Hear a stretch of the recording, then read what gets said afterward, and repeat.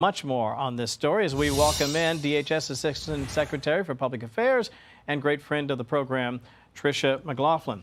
Wow. When I saw that story, that's all I could think of. I mean, there's so much to go there. But I want to begin not with Iowa, but this idea of what's happening in Portland. I want to share this from Truth Social. This is the president. At the request of Secretary of Homeland Security, Kristi Noem, I am directing Secretary of War Pete Hegseth to provide all necessary troops to protect war-ravaged Portland and any of our ICE facilities under siege from attack by Antifa and other domestic terrorists. I am also authorizing full force if necessary. Thank you for your attention to this matter.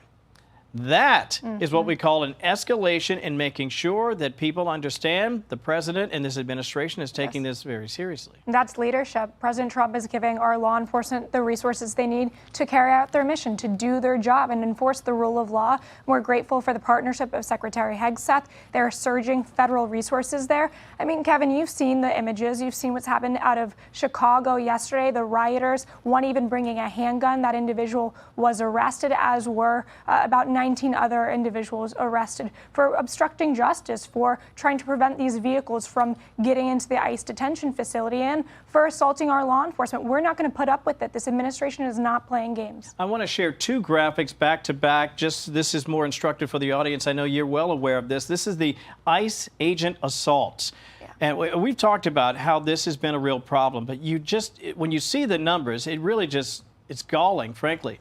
More than 1,000% increase, according to DHS sources. And in case you're wondering, is this isolated? Let me just share what Antifa is said to be doing. We've got arrests. We've got a map here, and it's everywhere. It's from coast to coast. It's in major cities all around. And I think that underscores, Tricia, why this is so crucial that the president take action right now, not just to ensure the safety of ICE and law enforcement, but also, frankly, to ensure the safety of our communities. Exactly, the safety of the American public. And what we're seeing is these riots and these protests are becoming highly organized. We're seeing that people are being bussed in. We're looking at, and President Trump has directed a whole of government approach to be looking at those funding streams. Who is sowing this chaos and this violence in American communities? And who's paying for this? So whether it be in Portland, whether it be in Chicago or otherwise, we will bring the resources we need to make sure that Americans are safe. Let me follow up on that. How do you go about defunding or at least targeting the cash? Because I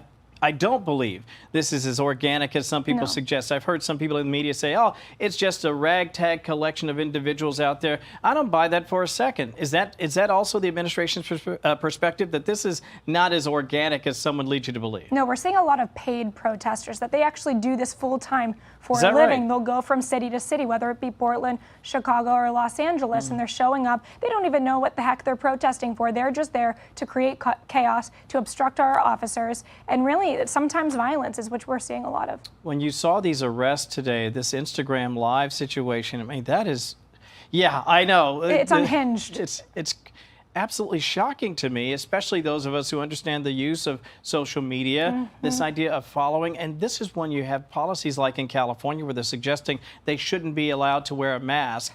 Again, this is exactly why people are so concerned about the health, safety, and well-being of these officers of the court, these ICE enforcement agents and law enforcement who are simply trying to do their jobs. Exactly. This is a dangerous job as it is. They're targeting known and suspected terrorists, members of Tren de Aragua, MS-13, and then to have these unhinged individuals stalk a member of our law enforcement, follow him home, and then put his address online is just beyond the pale. These ladies, if they don't like the law, they should lobby Congress to change it. But to go after one of our law enforcement officers is just disgusting, unacceptable. And may I just add the fact that these women, they should just go to Congress. Yeah. This is absolutely crazy, Kevin. It's really shocking.